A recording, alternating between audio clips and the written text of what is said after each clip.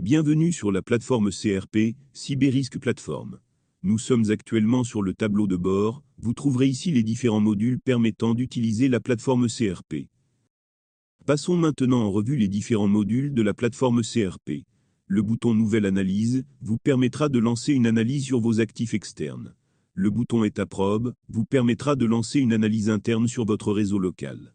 Le bouton Test de phishing vous permettra de lancer une campagne de phishing afin de tester et sensibiliser vos utilisateurs. Le bouton NIS2 vous permettra de faire une déclaration pour répondre à la directive NIS2. Sur la barre de menu, vous trouverez plusieurs options, mode sombre, notification, assistance ainsi que les paramètres. En cliquant sur votre login, vous retrouverez plusieurs options vous permettant de connaître l'état des services. Ajoutez votre logo sur les rapports PDF. Accéder aux paramètres de CRP. Suivre l'avancement du développement de la plateforme. Ainsi que vous déconnecter de la plateforme CRP.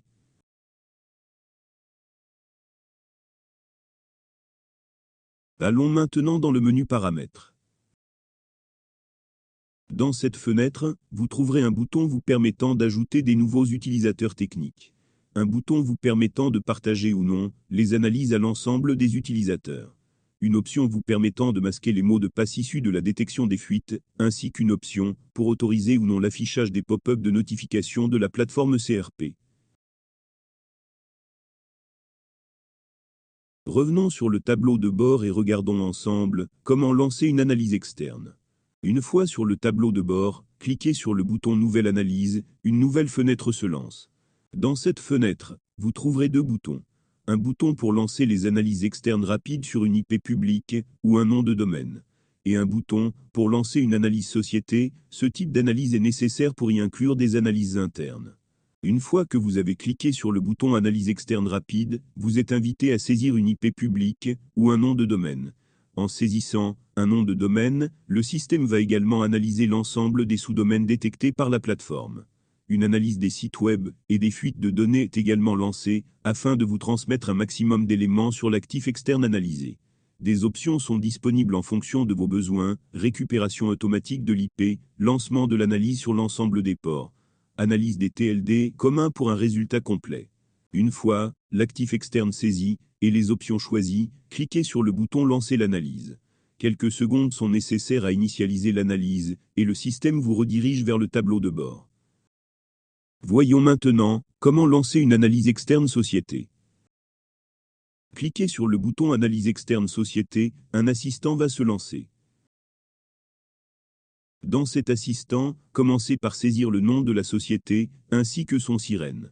Puis cliquez sur le bouton « Ajouter la société ». Sur la seconde étape, l'assistant vous invite à saisir le nom de domaine, l'adresse du site marchand, si existant, ainsi que l'adresse pour le télétravail, si existant. Puis cliquez sur le bouton « Ajouter les informations ». Sur l'étape suivante, le système utilise le sirène pour détecter les sites déclarés administrativement. Pour chaque établissement, vous avez la possibilité de saisir un nom, par exemple le siège, ainsi que l'IP public. Puis cliquez sur le bouton « Ajouter les données ».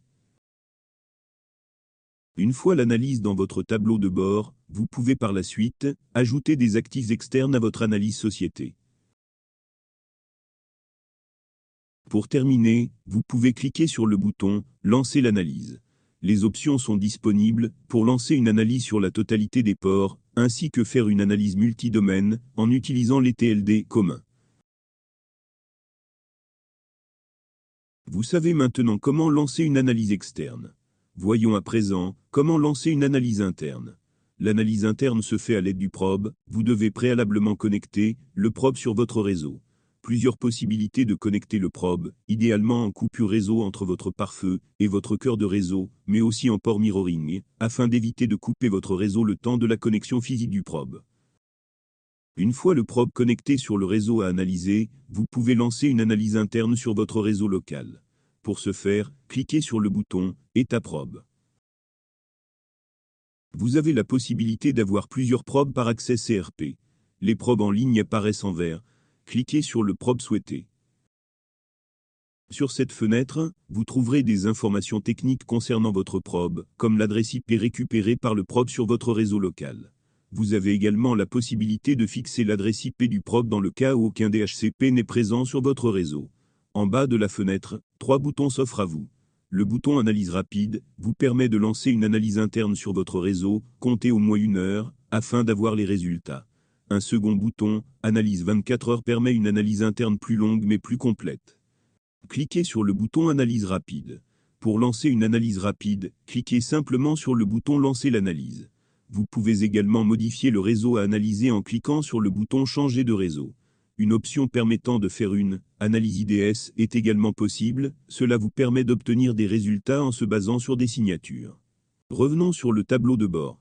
Vous savez à présent lancer une analyse interne sur votre réseau local. Nous allons maintenant voir le module de test de phishing.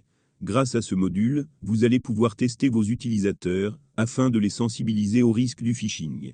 Pour lancer le module, cliquez sur le bouton Test de phishing. Une nouvelle fenêtre s'ouvre. Vous allez pouvoir créer votre campagne de phishing. Pour ce faire, nommez votre campagne, puis sélectionnez un modèle de mail ou procédez à la création d'un modèle de mail en fonction de votre scénario. Sélectionnez ensuite la page de phishing parmi la liste proposée. En dernier lieu, créez le groupe de destinataires que vous souhaitez tester. Puis, appuyez sur le bouton Lancer la campagne. L'utilisateur va recevoir un mail, et en fonction de ses actions, vous allez pouvoir contrôler son niveau de maturité. Le tableau ci-dessous vous permet de connaître l'état d'avancement de vos campagnes.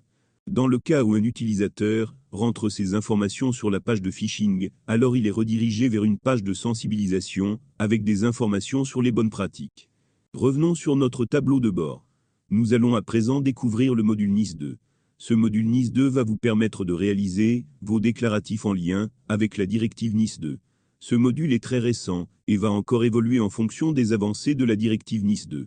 Pour commencer un déclaratif, cliquez sur le bouton NIS2. Sur cette page, vous trouverez la liste de vos déclarations en cours avec l'état d'avancement.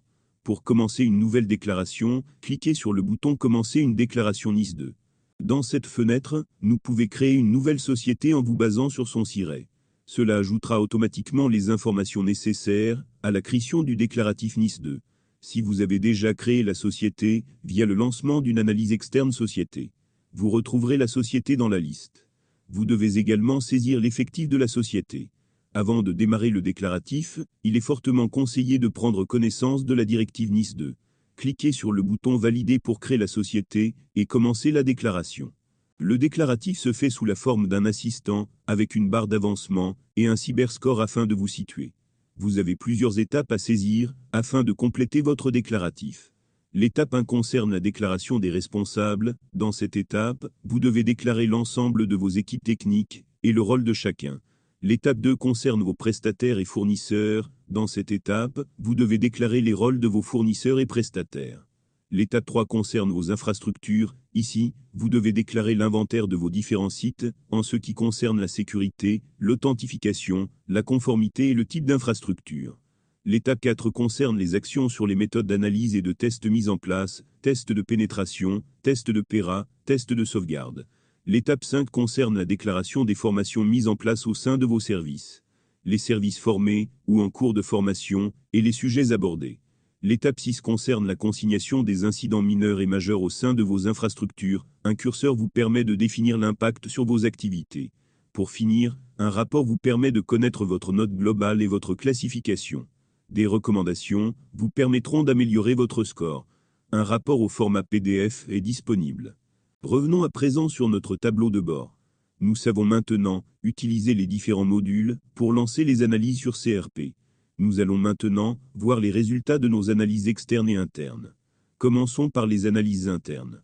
Une fois l'analyse interne réalisée à l'aide du probe, cette dernière apparaît dans le tableau Analyse interne alliée. Comme expliqué précédemment, les analyses internes sont implicitement liées aux analyses sociétés. Pour lier une analyse, il suffit de choisir la société dans la liste déroulante, puis de choisir l'établissement dans la liste déroulante, puis cliquer sur le bouton Valider. L'analyse interne apparaît dans la liste des analyses de la société.